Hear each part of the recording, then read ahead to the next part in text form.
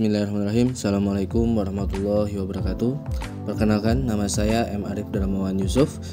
Saya merupakan salah satu peserta pendidikan guru penggerak angkatan 11 kelas 39B dengan pengajar praktik yaitu Bapak Maiko Sabrimata SPD dengan fasilitator yaitu Ibu Hajah Nasliah Yulianti SPT MM. Dalam hal ini saya akan menyampaikan tentang modul 1.1 yang merupakan demonstrasi kontekstual Ki Hajar Dewantara, yaitu pendidikan yang berpihak pada murid. Filosofi pemikiran Ki Hajar Dewantara, di mana bagaimana sinergi filosofi pemikiran pendidikan Ki Hajar Dewantara dengan pendidikan berpihak pada murid, yang dimana itu merupakan suatu untuk menciptakan proses pelaksanaan pendidikan yang berkualitas. Maka suatu pendidikan itu berpihak pada murid. Sebagai pendidik kita harus mengetahui lebih dahulu dasar pendidikan Ki Hajar Dewantara. Dasar pendidikan Ki Hajar Dewantara. Ada beberapa hal yang menjadi dasar, yaitu yang meliputi pendidikan itu adalah menuntun bagaimana kita sebagai pendidik untuk mendapatkan siswa itu ke arah kodratnya sebagai manusia dan manusia sesuai nilai dan norma, agar mereka menjadi salah satu bagian dalam masyarakat. Kemudian pendidikan harus sesuai dengan kodrat alam dan zaman anak, di mana kodrat alam anak-anak memang sudah sesuai apa yang ada di sekitarnya. Kemudian dalam hal zaman, bagaimana sekitar kita banyak perbedaan dari pendidikan dahulu dengan sekarang sesuai dengan kemajuan teknologi dan lain dan sebagainya. Kemudian pendidikan itu menumbuh kembangkan budi pekerti, ini berkaitan dengan nilai dan norma yang ada sesuai misalnya dalam hal sosial, kultur, budaya yang ada di daerahnya. Kemudian pendidikan itu anak bukan tabuh rasa. Bagaimana hal ini berkaitan dengan kesesuaian agar kita tidak jauh dari hal tersebut.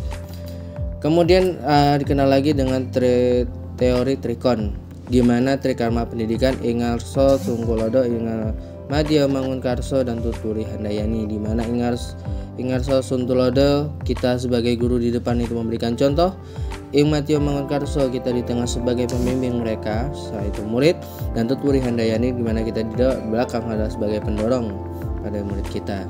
Kedua, Tritunggal pendidikan, di mana di dalamnya itu melibatkan guru, murid, dan lingkungan sekitar yang menentukan kegiatan pembelajaran dan kualitas pembelajaran tersebut. Kemudian tripusat pendidikan, di mana pendidikan itu dimulai dari keluarga, kemudian dibimbing melalui sekolah, dan selanjutnya bagaimana perkembangan yang ada di masyarakat. Merefleksikan filosofi pemikiran Ki Hajar Dewantara dengan pembelajaran yang berpihak pada murid. Pada kegiatan pembelajaran menggunakan model pembelajaran discovery learning atau problem basic learning dan project basic learning, itu menggunakan metode diskusi yang informatif, di mana di dalamnya disertai tanya jawab, diskusi kelompok, presentasi kelompok, praktek kelompok, tutor sebaya, pendampingan sesuai kadar kompetensi yang menumbuhkan keaktifan, kreasi, kritis, kolaborasi, dan komunikasi antar siswa, sehingga siswa bisa aktif dalam proses pembelajaran. Jadi suatu tantangan dan solusi dalam suatu pendidikan, kemampuan yang masih belum menyeluruh dalam memahami pemikiran KHD, yaitu pembelajaran yang berpihak pada murid karena masih rendahnya minat dan motivasi murid mengikuti program sekolah.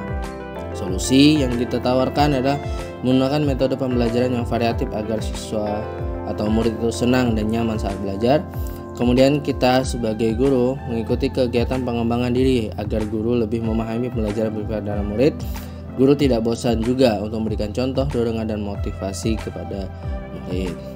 Beberapa dokumentasi dari kegiatan pembelajaran berpihak pada murid, yaitu tercantum dalam suatu hal apa-apa saja yang ingin mereka lakukan dalam proses pembelajaran, kegiatan pembelajaran di luar kelas, kemudian pembelajaran utamakan IT dengan kita fasilitas, pengamatan secara langsung oleh siswa, dan juga pengerjaan secara berkelompok dengan memanfaatkan segala sumber yang ada. Mungkin demikian dari saya, kurang lebihnya saya mohon maaf, pada Allah mohon ampun. Terima kasih atas perhatiannya. Menjadi pendidik bukan suatu kewajiban, namun suatu keharusan. Nikmati hidup ini agar hidup ini terasa nikmat. Kita sebagai guru sebisa mungkin untuk bisa mengarahkan dan membuat anak paham akan nilai dan norma yang ada di masyarakat. Terima kasih. Wassalamualaikum warahmatullahi wabarakatuh.